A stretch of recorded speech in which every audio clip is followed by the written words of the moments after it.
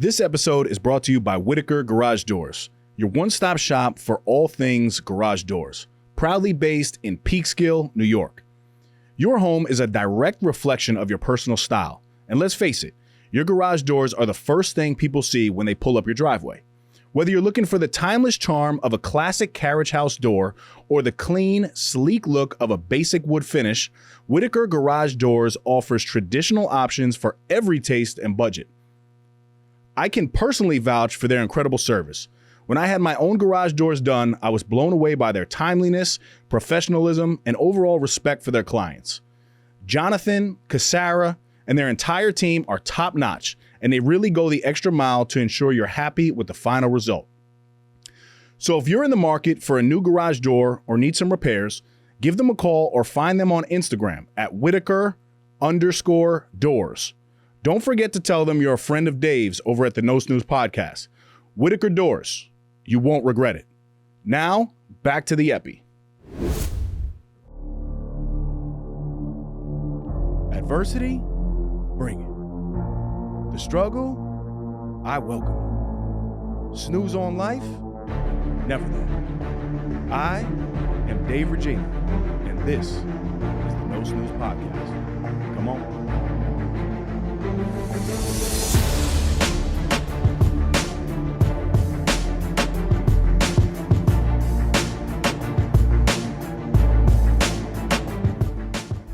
Welcome back, No Snooze Podcast, episode 233. Here's another episode of the interview series. I had the honor of being interviewed by the Traina Twins on their brand new platform, Double the Hustle. Ladies, thank you for having me on. Grateful for the conversation and the hustle that you both bring. Let's dive right in. Hey guys, welcome back to Double the Hustle podcast. I'm Tori. And I'm Anna, and today we have a special guest on, Dave Reggina. He is a leadership expert, the host of the No Snooze podcast, and the founder of Ace Sanctuary. Come along, watch the pod, and get amazing value. Let's go.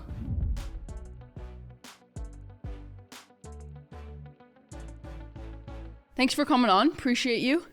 Thank you guys. We're excited to have you on because I follow you on social media. I don't know if Tor does, but yeah. I follow you on social media and I love your content. I feel like we just had our last episode that will be coming out is about how to network and how to create proximity to get you further.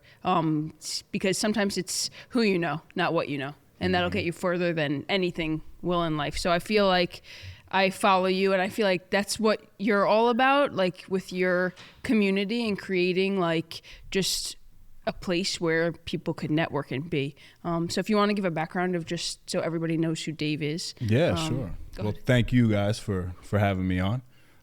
It's important doing what you guys are doing. Yeah. I love podcasting myself. I've been in the game for a little bit. But typically, man, I grew up Mount Vernon, New York. Outside New York City and had a typical upbringing from what I thought, and then quickly realized my upbringing wasn't that normal. Was very addicted to sports growing up. Yep. And programs, activities, and services, which actually led me down a path of local government, which I'm in now as well. But there were some stressors in the home. Mom was addicted to drugs and alcohol for the first 28 years of my life. She's sober 6+ years, and I shout her out every time I have an opportunity to talk. Yeah, that's so awesome. You don't Absolutely. hear that. Sometimes it goes down the Listen, wrong way. my mom is a hero of mine. Anybody that is struggling with anything out there, you can change your life, right? But you have to want to change your life, and she actually did that. So between her and my father, we have 2 other kids as well. So my brother and sister. I'm the oldest. Had to grow up pretty quickly, and I was diagnosed with Crohn's disease when I was 16. And people look at me now and they're like, "Oh wow, like you've got it together physically." Yeah. Wasn't always the case. Yeah. In high school, I lost 40 pounds in 4 to 5 months. Ooh. I went from 190 pounds down to 153, and that was a tough time to look back and still be able to move forward the way that I have.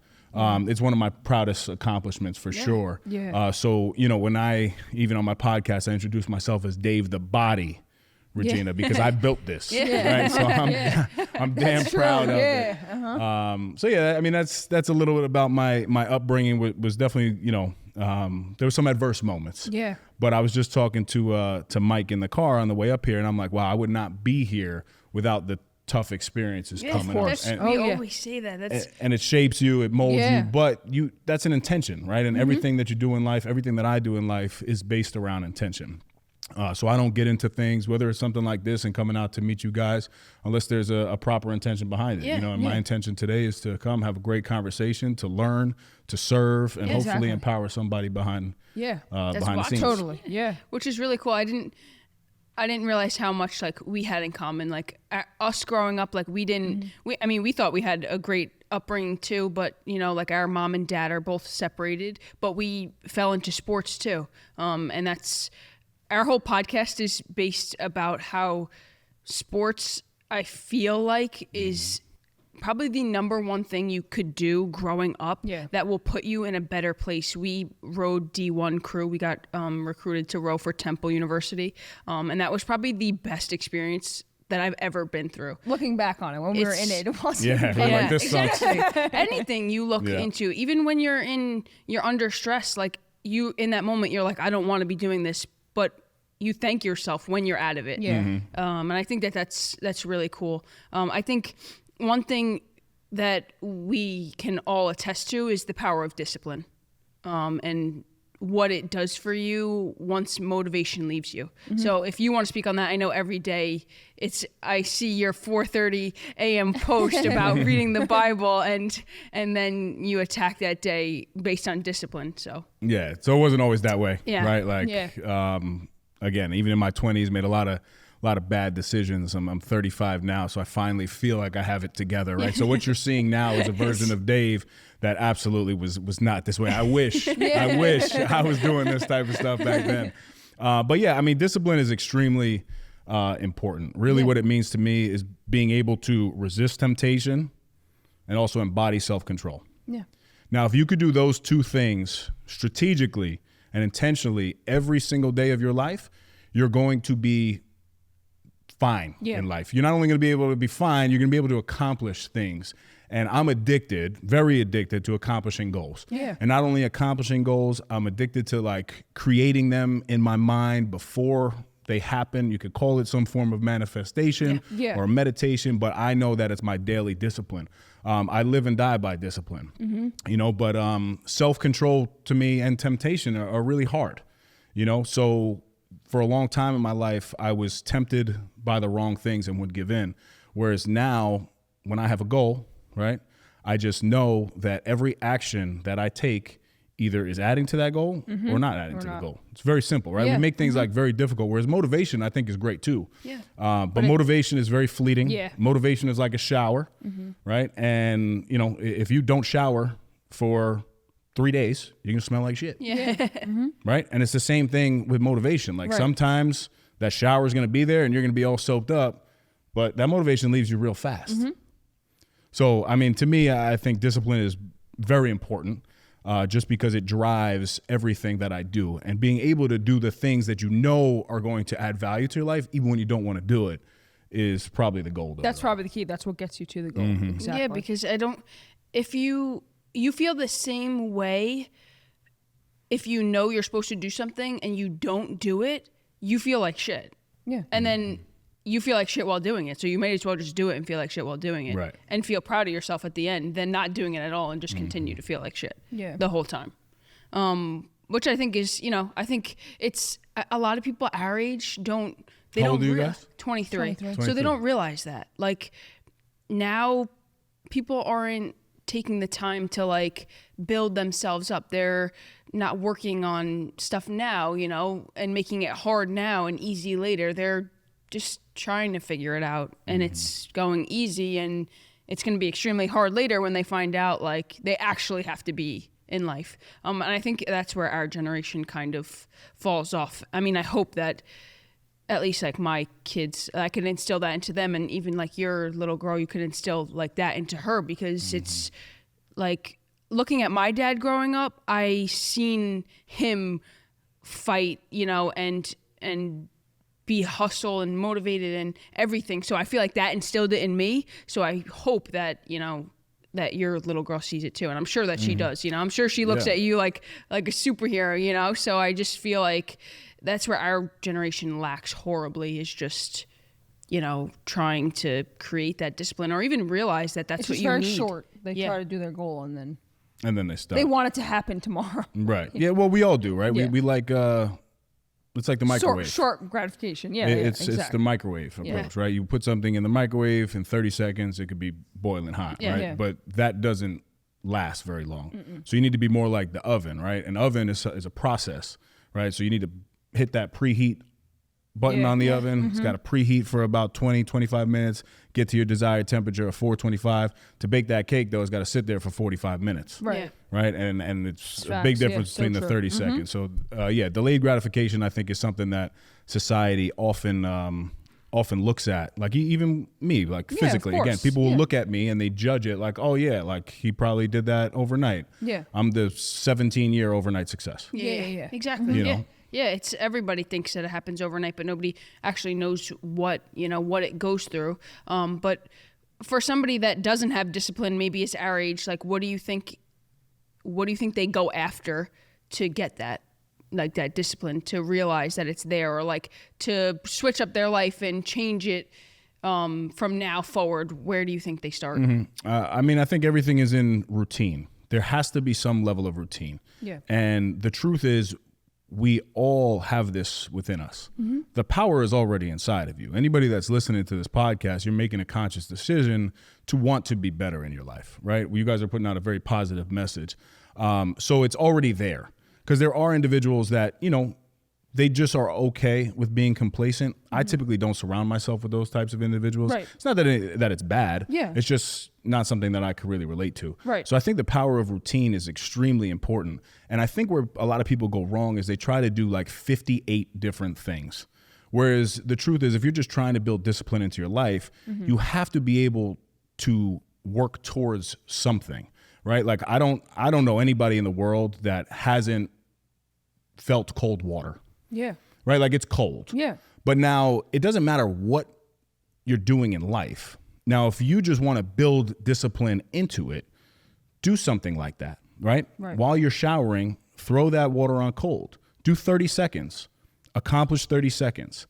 Now, the next day you come back, make it 35 seconds. Yeah. Right? You have to be able to do things in your life that you're creating the power of the external world. Right. Right? Like, so you have to be able to tap internal to get the external. I think very simple things are important, especially for your age individuals, like even making your bed, right? I know a lot of individuals that don't get up and make their bed. But why is it that the majority of successful people make their bed? Right. It's because they have discipline and they understand that they're able to work even when they don't want to do it. Like no one really wants to wake up and like, oh my God, my bed be made. Like, no, you just have to start doing these things. Yeah, and then it automatically just happens. Yeah. It's so crazy. I think about it every day as I'm making my bed. Yeah. Like, have you ever seen like the statistic that's like, if you make your bed, like 200% of people who make their bed become like a millionaire? Millionaires, Yeah. Yeah. And I'm just like, I don't know about that part, but yes. as I'm mean, making my bed in the morning, I'm like, So there's a this really is something good that you're doing. Just keep have doing you it. heard the speech with the Navy SEAL? Yes. Yeah. Called Make Your Bed, and Exactly. it's a book too.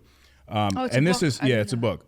So this is something that is so simple for everybody. But you have a Navy SEAL veteran, one of the most resilient men in the world, telling you and writing a whole book and giving a keynote speech at the University of Texas that the most important thing you could do in the morning is make your bed. Why? Because it sets your day up for success. Right. If you allow life to attack you and bring you down, that's exactly what's going to happen. But if you make a decision to get up, hydrate yourself with some water, make your bed, throw a positive podcast in, take a little cold shower, you're better than 90% of the world. Yep. Right. Yeah. You've already done it. And then move your body. Now you're better than 95% of the world. And now you can go into work and go attack your day. So I think discipline and routine is extremely important because you begin to create the life that you want. Not that life isn't going to hit you, because it is. Yeah. But anybody, like you were saying before, it doesn't matter if you're 20, 25, 30, 60. Yeah. Discipline is important. Yeah. Yeah, creating that routine is very important. How'd you start your community? What is it, Ace Sanctuary? Which one? Ace? Yeah. Yeah. How'd you start it? Yeah. So Action Cultivates Excellence. I ran that I run that alongside with my partner, Sean Degnan. Yep. He'd be a great guest for your show, by the way. I could put you in contact with him. Definitely. Just a true leader of his life. But, men especially, we struggle with being vulnerable. Yeah. And for a long time, that's exactly what I struggled with. My life was in shambles. I was in a relationship that went south. I was making really poor decisions. I was drinking far too much. I was utilizing recreational drugs. Didn't believe in therapy because therapy was stupid to me because I had an experience with a family member and it was just the worst experience ever. So I needed something like ACE. And it wasn't until I changed my life, right, through like habits, routines that I'm sure we'll talk about more, Right. that I then, along with Sean, we had a conversation on my podcast, the No Snooze podcast, and it was a different type of conversation. At that time, I was getting anywhere between like 500 to 3,500 downloads per episode, and that episode did 10,000. Wow. And Sean doesn't even have a following like that. Yeah. Like, he's got a very loyal following, but it's not like he had 300,000 followers. Yeah. Right. Probably had 2,000 followers at the time. Yeah. And they all watched. Yeah, literally every person watched it. So the conversation we knew was a little bit different, but he was also on that same trajectory. Like he battled anxiety, depression. He recently lost his father a year and a half ago. So like we just started talking about the vulnerable things and the tangible takeaways of our life and how we've been able to change. Yeah. And we basically just created that. We created a safe space for men. We have Nice. a tagline where we bridge the gap between masculinity and vulnerability to create, what we believe to be a modern leader. Yeah. Leadership, I believe, is the most important thing because everybody is a leader of your life. And we just happen to provide a platform for men who either they feel like they're an alpha male or they feel like they're weak. As long as you want to grow, then that community is for you. Yeah, I think it's huge, especially for men. Like I feel like they have to keep everything inside, and I think it's huge to be able to have like a community like that for anybody, not just men, but I think it's huge to have somewhere to go that like you trust, you feel comfortable, whether you work out with these people or whatever you guys do at your events, I think it's huge. And putting yourself around those people who want to be better will make you better, automatically. I think I want to create some kind of community, whether that's networking or, a space for people to come and build and grow together. But I think that it's, like we said before, that proximity is just key for like men. It opens up many more doors. Yeah, for people to chase and go after their dreams and realize that it's not crazy what they want to do. They can actually, it's actionable. They have to just take the steps to do it. And I think leadership is huge. And like you said, on No Snooze, that's the podcast that you run. You guys talk about leadership. Is that what the podcast is on? I mean, essentially, it's a call to action. Gotcha. Not snoozing Not on your snoozing life, on your- Yeah. right? The first thing you see in the morning is that snooze the button. snooze Get button. up. I don't Yeah, snooze. Get up. So that's where the name was really derived from, because that, I believe, great. is actually the very first opportunity for you to take Before you control make of your your Yeah, day. exactly. You know what I mean? You have an option. Go back to sleep on your dreams and aspirations, or wake Or up get and up. attack Yeah. everything that you do. I so think true.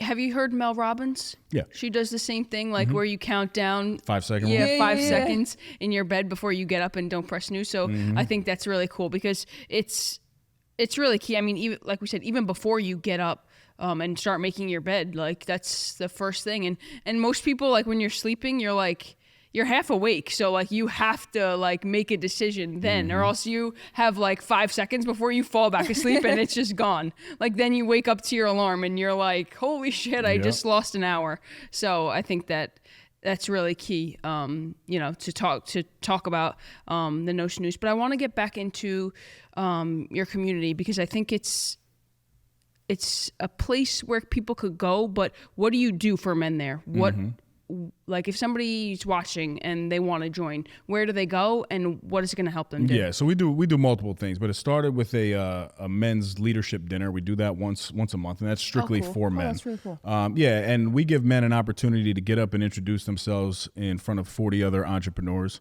This thing has grown to a sellout dinner every time. We keep it intimate because that's our style, right? Yeah. We can easily run a networking event with a couple hundred people. Yeah. And not that there's anything wrong with that, but Right. like we focus on the intimacy intimacy and really building men up of course. from the ground level. Yeah. So the first piece of it is like public speaking, right? Getting comfortable in front of a group of other men, and they basically do their pitch, right? Who they are, what they do, what type of impact, and why they're in this community. Then we do what's really the gold of ACE. It's the vulnerability breakthrough developments. We call those VBDs. And basically, Sean will take a group, I'll take a group, a couple of the other leaders will take a group, and we focus in 8 to 10 guys on the things that we're actually struggling in our lives with. So not only do you get a great dinner, but you get a great conversation. And that is really where I think the breakthroughs happen and the brotherhood is created. So that's one version of it. We also do co-ed workouts because the women, they were like, hey, what about us? And we're like, look, I mean, you know, in the way that I live my life, like my partner, Katie, she's the most important thing to me, obviously, besides my daughter. So typically next to a strong man, there's a strong partner there, right? Yeah. Whether that's male, female, whatever the choice is, no problem. So, you know, the women were like, hey, what about us? Like, I want to be involved. So we were like, all right, cool. Let's do this, you know, outside the Sail House in Tarrytown, which Sean happens to own the restaurant. So we start with a cold plunge, and it's a community cold plunge because it's much harder to get into a bucket of ice by yourself. It's still hard to do when everyone's around you, but when you're cheering you on, you have, you know, Mike Press, who's actually here with us today. He's DJing in the background, spinning something nice for us, motivating us. It creates that community feel. Then from there, we work out together. And we do something hard together, right? We challenge one another, and then we break bread and have brunch together. So those are typically our 2 monthly events that we have, and then we have our exclusive summits, our leadership summits, which is a higher price point ticket, anywhere between like $1,500, $4,000 for a 3-day experience. It includes like all meals, accommodations, and we bring in a lot of speakers that are experts in their field, whether that's health and wellness space. We had Joe Girardi. I'm sure you guys are familiar with Joe Girardi. Is Diamandi Alingos, who's a former VP of the UFC, Michael Chernow, Jake Zemer, a lot of guys and females who come out and kind of give that expert-led training. That's really cool. Yeah. That's awesome. That's in New York or? Yeah, so the next one will actually be October. Cool. First weekend in October in Windham Mountain. We'll get the entire hotel out there and make it a nice experience. It's far from here? I don't know. From here, I don't really know where we are right now, to be honest. It took us about an hour to get here, so wherever we are right now compared to Windham Mountain might be an hour or 2 hours. That's cool. That's really cool. I think I've never done one of those, but I think that's really, I've seen like other people do them. Brian Mazza does them. I don't know if you know Brian, but he owns HPLT. He does them, and I think that they're really cool. I feel like just being around those like-minded people and like entrepreneurs and being able to hear from, we were talking about before, like going to a mastermind event. Like some of them are huge. You have like 10, 15,000 people. You're paying maybe for a VIP ticket anywhere from 10 to 15,000 a ticket to get there. And you don't even get to talk to somebody. So I feel like for somebody who's looking to get, you know, access to higher level people, like that's a great place to start. That's not too expensive, you know, for a ticket. You save up for that, and then you get a more intimate experience with high level, you know, leaders to be able to learn from. And it's over 3 days. So, and I'm assuming you guys like work out and. Yeah, we do everything. I mean, you know, first thing in the morning, we'll do a cold plunge and a workout. We'll probably work out twice throughout the day. You mentioned Brian. Brian does a form of this, but his is strictly like fitness events. Yes, it is. Right? Yep. Yeah, and HPLT is actually in the building of the Body Blueprint, which is owned by Vin Maselli. Vin Maselli is a partner in Action Cultivate Substance. Cool. That's awesome. Yeah. That's So really small world there. So yeah, a lot of people do the fitness style of things, but they're not doing the vulnerability work that we're doing. So yeah, it's a full day from like 6 a.m. till 10 o'clock at night. That's dope. Packed with, you know, not only like wellness activities, but more so like, you know, connection, like intimate connection, like you were talking about. And a lot of the guys, they end up doing business together too, which was something that was a piece of this that we did not realize was going to be as big as it is, right? Like people want to do business with individuals that they trust. Yeah. What other way to build trust with somebody than staying in a spot with them for 3 days, and learning and opening up exactly and learning every single thing that they've struggled with in their life and how they've been able to break through. So the trust factor, I think, is huge, and then creates that level of so business that's being done. Yeah, that's really cool. I think that is key. What you said, the breakout sessions that you do, where you guys, what are those things called? VBDs, vulnerability breakthrough developments. So how, if somebody's watching, how could somebody do that at home for themselves if they're not around? To do it by yourself would be hard. Okay. You would need one other person at least. Okay. It's an accountability thing, right? You can have an accountability partner. But basically, I would advise you take somebody that you trust, that you love, that you know, or it could be somebody that you don't really know, but you trust their expertise, and just kind of unload on something that you're struggling with and be able to receive feedback. Because a lot of the guys, when they come to this, they don't know the other guys. And this isn't something that like I just sit and lead or Sean sits and leads. This is where like we're opening up, having a conversation, and it's like, hey, look, like, you know, a couple of years ago, I went through a really bad breakup, and not me. I'm just giving an example, right? Hey, a couple of years ago, I went through a really bad breakup. Like, does anybody like resonate with that? And then one guy will jump in and be like, wow, like I know exactly what that's like. And then this guy will be like, well, how'd you break free from that? Yeah, like, how did you get out of that toxic environment? And then it's just like, you're firing back ideas between one another. So it's really just an accountability forum. Yeah. But we just do it on a more like expert level, because we do have like mental health counselors that are there. That's really awesome. And also the experience that Sean and I hold, like in just terms of life, we cover pretty much the span of everything. A lot. Yeah, like, whether it's health and wellness, whether it's death, whether it's grief, whether it's divorce. Yeah. Like between the two of us, we've been through it. Which is cool. I mean, it's kind of like a group, like it's like a business meeting for your personal life. Yeah. Yeah. And it's cool because you like throw out like what you're struggling with, and then you have like all these guys who are like telling you like what you could do better based on what everybody else has done based upon it, which is it gives you at least maybe like 2 or 3 things that you could do from different perspectives that may work for you. Maybe this guy's situation doesn't work for you and this one doesn't, but maybe this guy's situation will help you a little bit get through your situation. Sometimes it's just, we get a lot of guys who have never been to therapy before. Yeah. Right. I actually I believe heavily in therapy, right? Like I started getting into everything after I put in probably 6 to 7 years of therapy on a weekly basis. Yeah. But like I said, coming up, I was 15, 16 years old, had a really terrible experience with therapy. I sat literally across from a therapist with somebody in my family, and my family member completely lied to the therapist. The therapist told me that I was basically the problem, and it was my anger issues and this and that, and it was just a complete and then I found out that individual was going to lunch with the therapist, and like it was really bad. So I was like, I'll never go to therapy. Right. But for a lot of the guys, but that's where it starts for a lot of people, to be honest. Yes, they've like never been to therapy before. Yeah. But I can tell you, it's the most gratifying thing when you're able to like sit confidently and just talk. Yeah. And a lot of guys, they come not even to look for solutions to their problems. They just want an outlet, right? Like, because what you say is confined between those 4 walls, doesn't really leave. So being able to have a guy who has been taught from 5 years old, like, yo, if you're crying, stop crying right now. Right. Right. Like you just got hit hard on the football field, like get up and do it again. Going. Whereas, we're not saying don't get up and do it again. Right. But like, it's okay to talk about the things that you're struggling with, right? Like you can say, yo, look, I need some water. I'm hurt right now. It's okay. Yeah. And I'm very mindful of that even with my daughter now. She's getting into like T-ball and, sports for the so first fun. time. And when she falls, like I make sure like not to tell her like, hey, don't not cry. Like, it's okay. Like hide it. Don't take do a couple that. seconds, take a few deep breaths. And that's also things that I just practice in my own life. But my point is, a lot of the guys, they come and they just want a little release.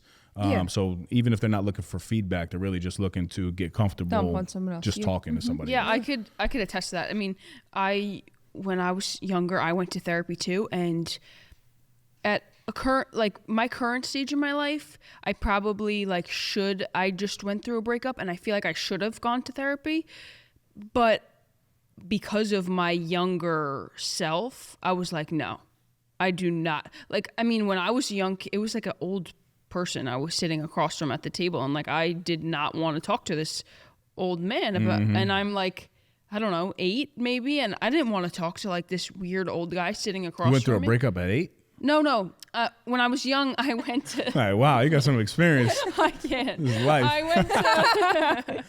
went to therapy when I was a kid, and I wouldn't go back to therapy when I had my breakup. You had the breakup. Now. Got you. Just because I I do believe in it, but I also believe in finding the right person. Yes. You know, because I feel like there's so many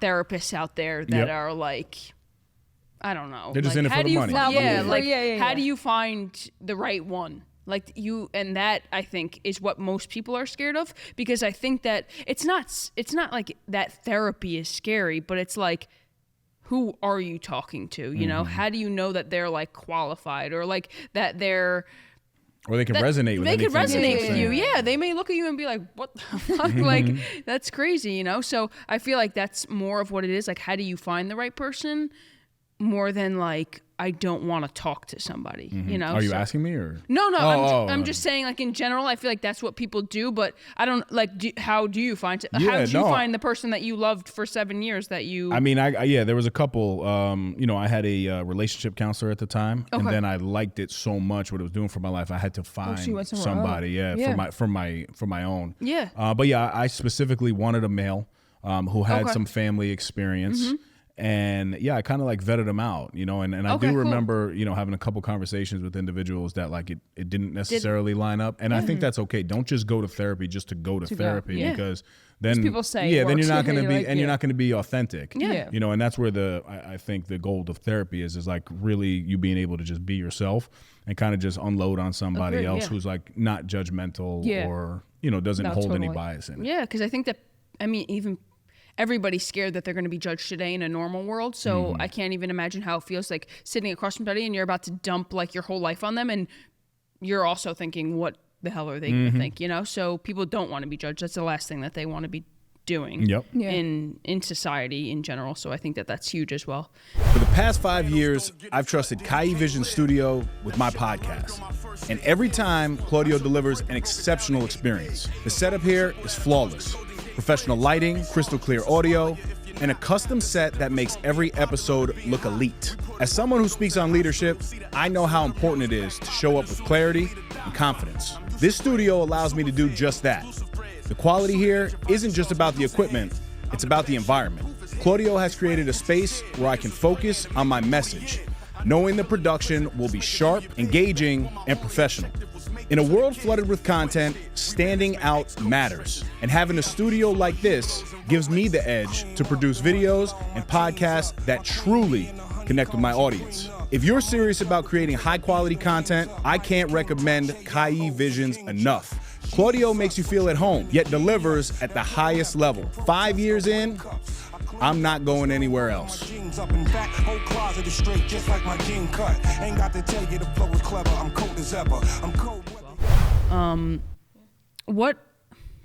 What do you think it takes in today's world to be an entrepreneur? To be an entrepreneur is tough. You know, it's really tough. Definitely. Like even from my entrepreneurial lens, like I build on the side because I believe in a full-time gig for me, right? Like because I do need that level of consistent income. I happen to work in local government as well, so like I have a good benefits package, and that stuff is important to me. One, because of my health, but two, because I have a child. You know, so like I'm not willing to take the same risks now that I was at, you know, maybe 21, 22 years old. But I think it comes down to passion and purpose creates fulfillment. Yeah. Right. And anybody can go out and make $1.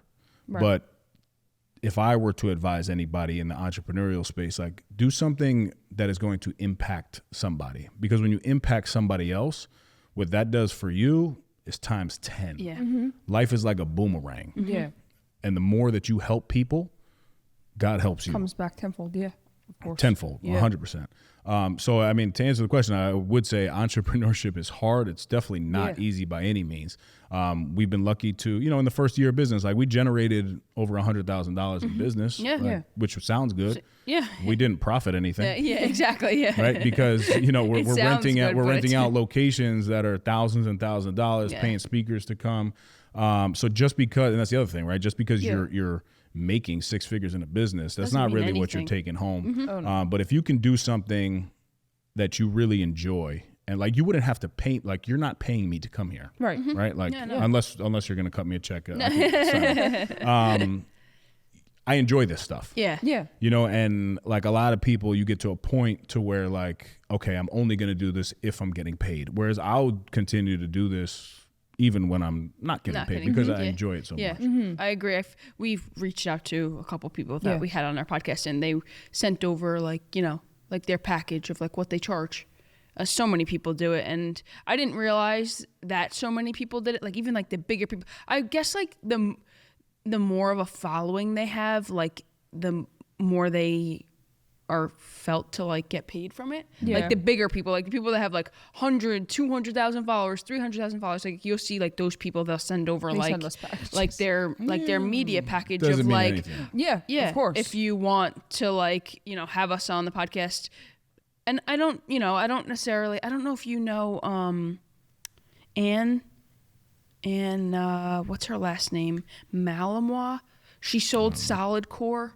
I know Solid Core. I don't know the So name, she's the owner of Solid Core, and like we asked to have her on the pod, but like she like wanted like a crazy number, and I understand because she's like she's doing motivational speeches across the world, Right. but it was just like that much for an hour podcast. I was like, damn, if only, you know. But see, that's the beauty of podcasting because she, for whatever reason, at this time, is not for you or your audience. Yeah, exactly. Right? Like, Yeah. and that's fine. Yeah. You may get to a point that you want to pay somebody to do that. Yeah. I don't pay anybody to come on my podcast.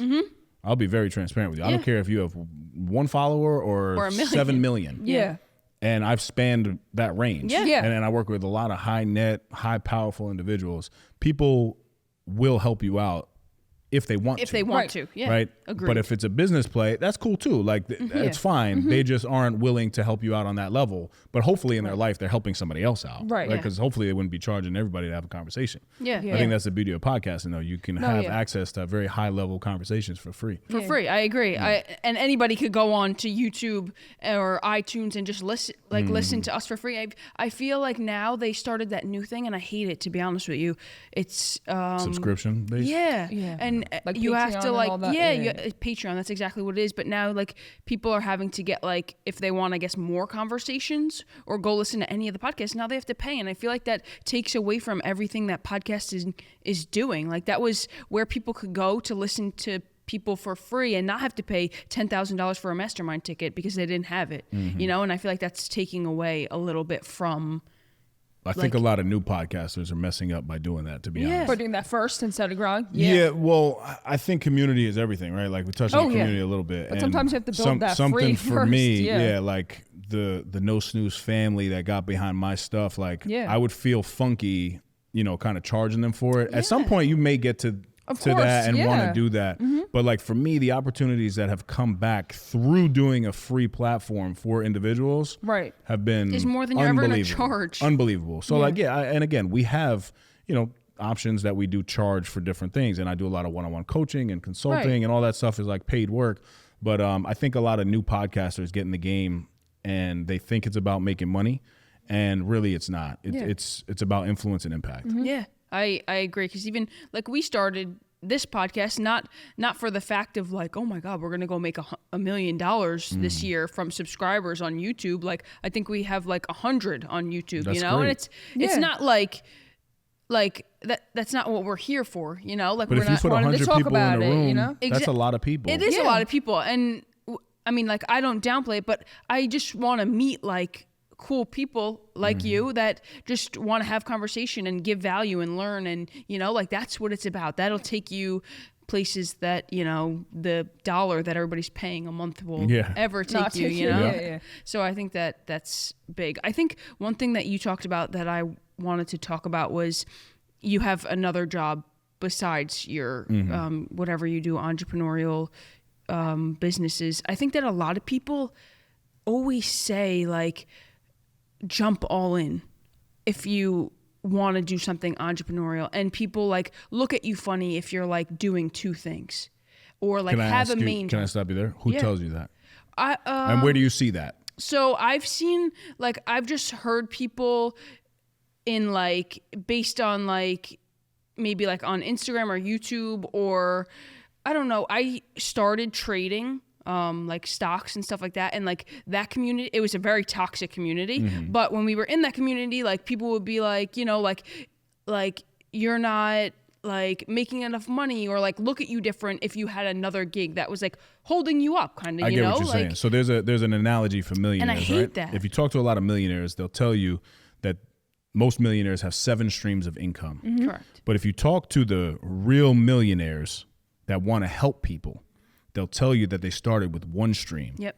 Now that 1 stream created opportunity for them to Branch invest in index funds, for them to invest in an entrepreneurial business, for them to invest in real estate, for them to diversify their portfolio. So if you're talking to somebody at the highest level, they're like, yeah, I have 7 streams of income. Right. But the reality is to get to the 7, you needed the 1. You needed the 1. I do think it's important to go all in when it makes sense. Yeah.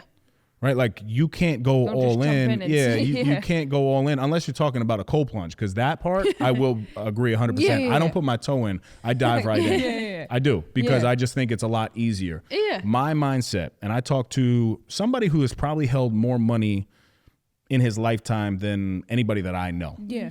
I mean, he owned nightclubs, operated very successful nightclubs in the city. There was you're familiar with Drake and Chris Brown. Obviously, they had a big brawl in one of his nightclubs. Wow. He was, making, I don't know, probably $50 million a year. Right. It was a lot of money. Right. Touched over $1 billion in managed assets over time. And he said the one thing that he would go back and do is get a consistent job in whether it was government or in some field that created like a pension system for him, because he found value and believed that there was value in those first 20 years of work. Because the reality is, in the entrepreneurial world, like, yeah, there's some overnight successes, but it's not sustainable. Yeah, it's not. Yeah. Whereas if somebody gets a career at 23 years old and now you retire at 45 years old while you started building your side hustle at 30, so you're 15 years in the game of your side hustle and entrepreneurial world, and now you also have health benefits for the rest of your life, find me somebody that says that's stupid.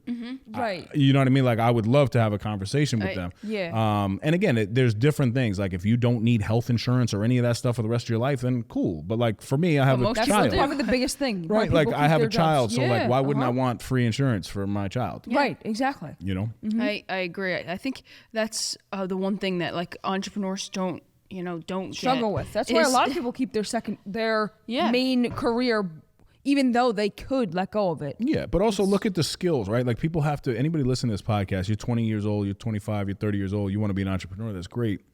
But also, like, can you show up to work for somebody on time? Can you do the tasks that are given to you on time? Can you be a team player? Can you be a leader? Can you be a manager? All the skills that you learn as an entrepreneur. Have you guys ever heard that term? Yeah. Entrepreneur? Right? So I'm both, entrepreneur and entrepreneur. Yeah. High-level entrepreneurs are really what run the world. Entrepreneurs don't. Yeah. Of Because course. the 'cause they don't majority wanna of do- organizations have high-level people within their organizations that are running the entire thing. Exactly. Small business absolutely runs locally. Right. But to run the world, you have big organizations, and then you have entrepreneurs that are in there, and they're Work highly successful damn people. hard. Yeah. So I challenge people that the job that you're currently in, whatever it is, whether it's that 9 to 5 or anything, Yeah. take the skill set that you're utilizing from that job and apply it to that entrepreneurial world that you want to be in. Yeah. Because the majority of people that want to be entrepreneurs, they're lazy. Yep. I And agree. they're like, oh, I don't want to work for somebody. That's because you can't. Yeah. And they're like, You never tried. Yeah. they're like, I get to make my own schedule, but like Yeah. they don't wake up till 12 o'clock. But you so, still like, have to wake up and, You're get supposed after it. you're supposed to be working 24 hours, not Right. not only 3, and making your own schedule. So I think that's agree. I actually really like that, because that's I feel like a lot of people, at least that I was listening to and like hearing from, like they want you to go all in. And I think that at our stage in life, like you're trying to like save and somewhat have like security, but like also jump in on something that you're trying to build. So I feel like having both and being able to do both consistently is what brings you to the next level. So I think that's really positive. Yeah. What does a day in the life of Dave look like? What's the routine that has gotten you to where you are? It's a lot of steps. I try to break it all down for you. I'm trying to build that right Yeah, now. I say yeah. like every week I add something else onto my routine, and it's Yeah. like, So the time that I wake up is either 4:45 or 5 a.m. depending. That's just a time frame that works for me. But I also wear this Whoop like we were talking about before. So Yeah. I do like try to pride myself on getting at least 6.5 to 7 hours of sleep. I'm definitely not one that's able to get like 8+ just because I struggle with it. Yeah. Right. So first thing, boom, no snooze. Yep. Right away. I get up, I throw an AirPod in my ear, and I put on Joel Osteen. Right, I'm a man of faith, and this is something that, like, whether it's my faith-based podcast or a positive podcast, it's something that everybody can do. Yeah. Then I take this same Yeti that you see here, which is 42 ounces of water mixed with Element, and I drink that on my way to the bathroom. First thing you got to do in the morning is pee, right? So I'm actually drinking my water to be hydrated for the day, and then I go to the bathroom, I come out, I make my coffee, I sit down, and I read my Bible for a couple minutes.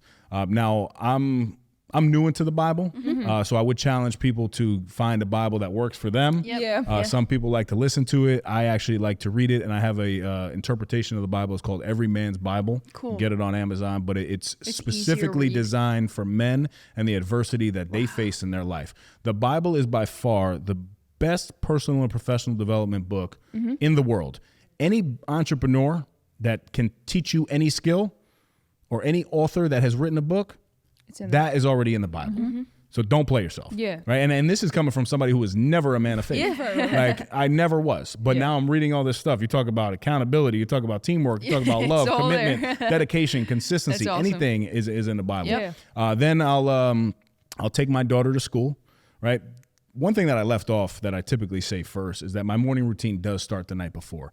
I do think that proper preparation prevents poor performance. Yeah. So my gym clothes and my work clothes are already picked out, ready to go.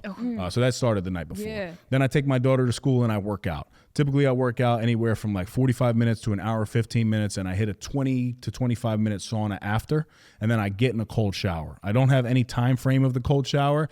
After I'm done with the sauna, I turn the water to cold, and I just shower. Now from there, I drive to work. On my ride to work, I'm listening to a motivational podcast, whether that's Ed Milet, Tony Robbins, E.T. the hip hop preacher, anything that's more like related to like entrepreneurial stuff, business mindset, power of positivity, anything like that.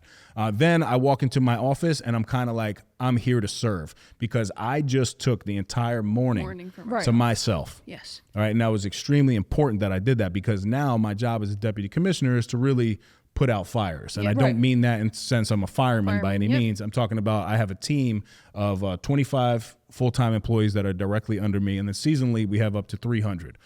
So I work in a town where we manage $106 million. My direct budget is about $5 to $6 million.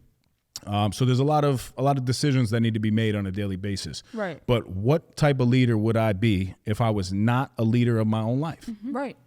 Right. So that's my focus every day I'm at work. Yeah. It's like I feel more prepared to be there and handle other individuals' problems and serve the community that I work in because I've been able to do it for myself. Then from there, depending on the day, I mean, I'll have anywhere between 5 to 14 like work obligations, whether that's meetings, whether that's podcasting, whatever it is. Yeah. But that's where it ranges. And I do something cool at the end of my month.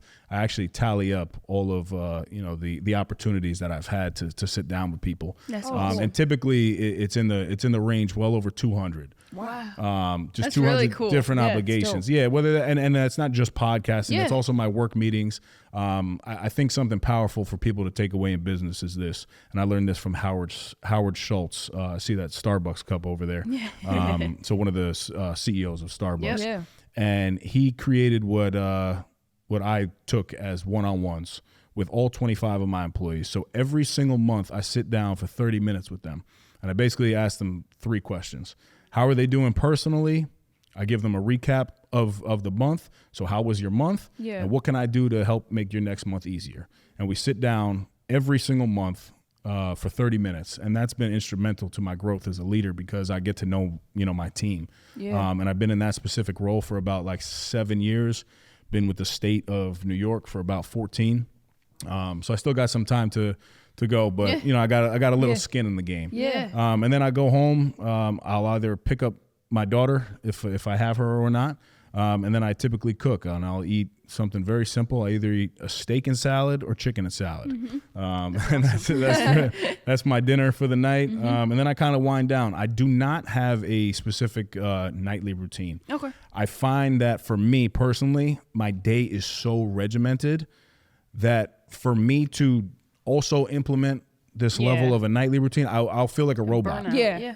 I'll literally feel like a robot. So I actually just pride myself on kind of just taking my evening really slow and light, until I fall asleep. I did start watching like an old school show. You guys are probably too young. Grey's Anatomy. You heard of it? Oh yeah. I've heard of it, never seen But it. like I never watched it coming up. I started like diving into that, but then I started getting weird dreams because they're cutting people open and stuff. So I stopped doing that. And I'll just watch kind of, a little trash TV for maybe 30 minutes. And honestly, my days are so long. By the time my head actually hits the pillow, I know.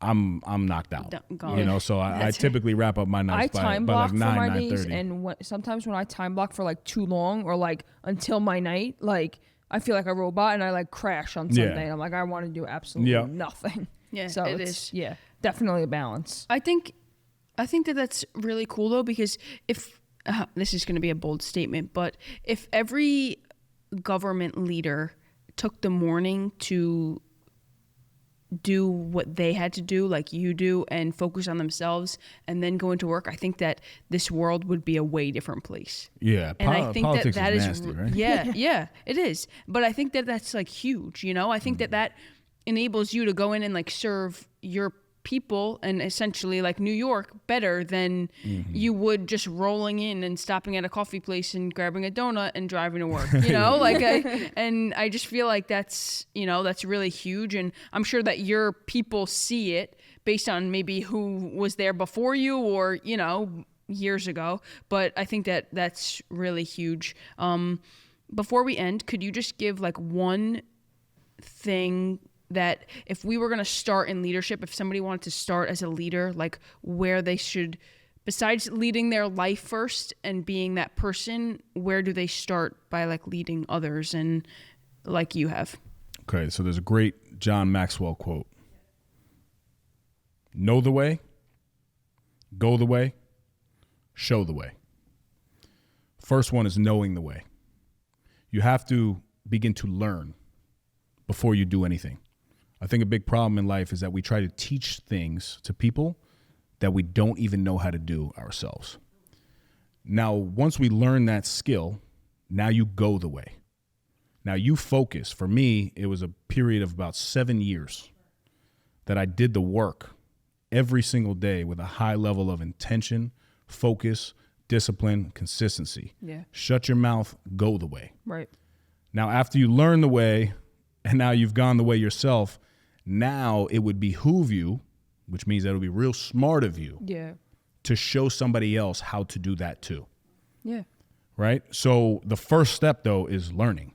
And also one thing I wish that I did a little bit sooner is start to listen to that voice in my head. That thing that is telling you and giving you that little creative idea that you're not taking action on Right. is the thing that will likely change your life. Right. If you begin to listen to it. I've always had the life that I'm living right now was always a voice in my head that I did not follow. I didn't start following that path until I was about 27 years old. And I knew that at age 35, I was going to have like a breakout year for me. Yeah. And not even financially, right? I'm not talking about that. I'm just talking about in general. Like I feel very building a great life. fulfilled with my life. Like it Based doesn't on matter if I'm routine. on this podcast Yeah. or if I'm on Michael Chernow's podcast, which I was just on. I'm going on Kenny Santucci's podcast with Right. great Yeah. opportunities. I feel such a high level of fulfillment being able to talk to individuals and hopefully serve somebody. Yeah. So hopefully that answers your question. Yeah, definitely. Well, thank you so much. I appreciate for coming on the pod. Thank you. That was Absolutely. awesome. I would just encourage you guys, keep going. Thank you. Don't stop. It Thanks. seems like you guys got the drive. I love the name Double the Hustle. And if there's anything that I can do for you guys, I'm happy to help out. Thank you. I Appreciate it. appreciate you. Absolutely. Twins out.